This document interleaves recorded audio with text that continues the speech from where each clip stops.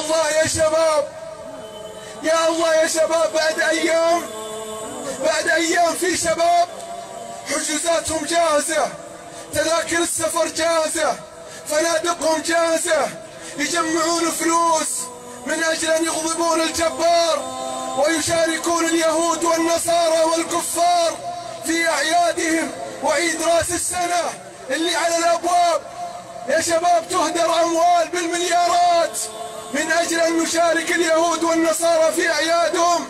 هذا أعلى رأس للهرم في هذه البلاد الطاهرة الطيبة يقول لا يجوز.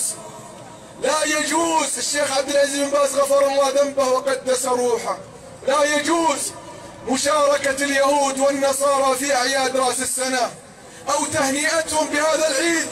وإن أتى ممن يتسمون بالمشايخ ويقولون يجوز ويتكلمون باسم الإنسانية، كذبوا وربي، خابوا وخسروا وساقفوا وتقفون الأمة جمعاء في وجوههم أمام الله. أين عزة المؤمن؟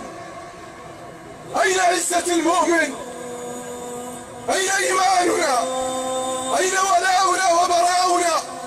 ما فعل هذا محمد بن عبد الله وهو أشرف خلق الله، وما احتفل بهذه الأعياد البدعية الكفرية.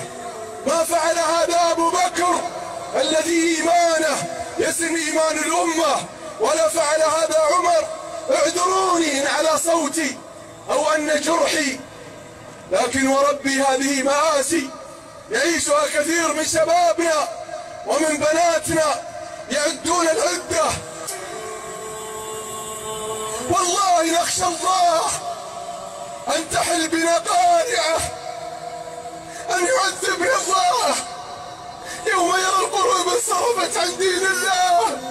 ليس بيننا وبين الله نسب، ليس بيننا وبين الله حسب، ليس بيننا وبين الله صلة قرابة.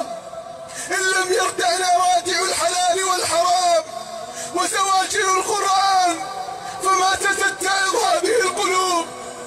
إن لم يردعنا زواجر القرآن والحلال والحرام فمتى تتعظ هذه القلوب؟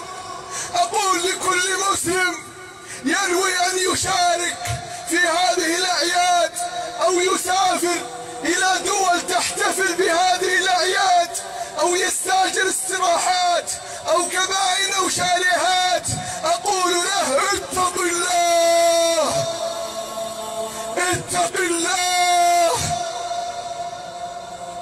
فسيأتي اليوم الذي تعظ أصحابه إن ندم على ما فعلت.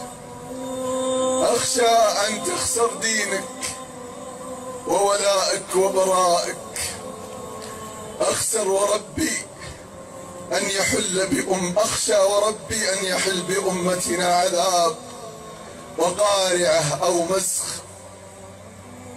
فالله أن نعظم الله وأن ننكر بقلوبنا وبألسنتنا هذا الفعل الذي يفعله من يتسمى بأسمائنا ومن يدين بديننا، لكنهم يعيشون في غفلة.